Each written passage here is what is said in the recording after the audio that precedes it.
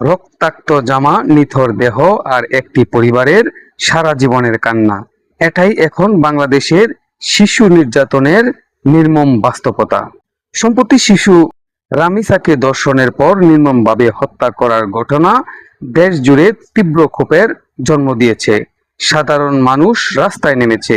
দাবি একটাই, রামিসার ধর্ষক ও খুনিদের দৃষ্টান্তমূলক বিচার। কিন্তু প্রশ্ন উঠেছে, এই ক্ষোভ কি শুধুই সাময়িক? কারণ রামিসার আগেও দেশে শত শত শিশু এমন বর্বরতার শিকার হয়েছে। কিন্তু তাদের বিচার প্রক্রিয়ার গতি আজ কোন পর্যায়ে?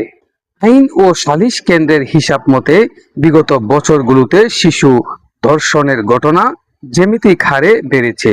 অথচ এর আগের ঘটনাগুলোর বিচার প্রক্রিয়া পর্যালোচনা করলে এক ভয়াবহ চিত্র ফুটে ওঠে। বছরের পর বছর ঝুলে আছে পুরানো মামলা।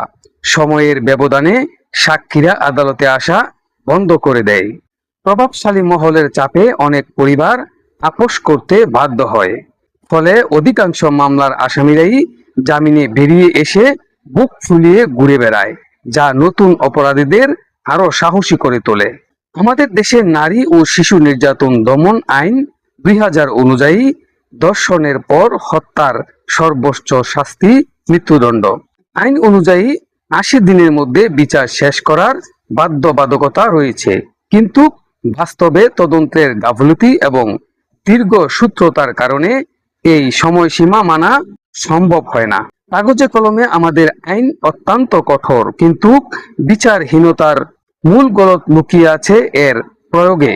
দেখা যায় 24 ঘন্টার মধ্যে গুরুত্বপূর্ণ ফরেনসিক প্রমাণ অনেক সময় নষ্ট হয়ে যায়। ভুক্তভোগী পরিবার মামলার পর ক্রমাগত হুমকির মুখে পড়ে। মামলার সংখ্যার তুলনায় ট্রাইব্যুনালের সংখ্যা অনেক কম। তাই বর্তমান প্রেক্ষাপটে বাংলাদেশের মানুষ আর কোনো ফাঁকা আশ্বাস শুনতে রাজি নয়। রামিসা হত্যার পর সচেতন নাগরিক সমাজ ও তরুণ প্রজন্ম সামাজিক যোগাযোগ মাধ্যমে তীব্র প্রতিরোধ গড়ে তুলেছে। বিশেষজ্ঞদের মতে সমাজকে এই বেদি থেকে মুক্ত করতে হলে কেবল আইনের কঠোর প্রয়োগই যথেষ্ট নয়, প্রয়োজন দ্রুততম সময়ে দৃশ্যমান বিচার। রামিসা আর আমাদের মাঝে ফিরবে না, কিন্তু আমরা কি আর কোনো রামিসাকে এভাবে হারিয়ে যেতে দেব? প্রচলিত আইনের ফাঁক ফকর গলে আর কত অপরাধী পার পেয়ে যাবে? রামিসা হত্যার দ্রুত বিচার এবং পূর্বের সকল শিশু নির্যাতন মামলার গতি ত্বরান্বিত করাই এখন সময়ের দাবি। রাষ্ট্র ও বিচার বিভাগ কি পারবে নিষ্পাপ শিশুদের এই আর্তনাদ শুনতে? রাষ্ট্রের কাছে এই প্রশ্নই করেন সচেতন মহল।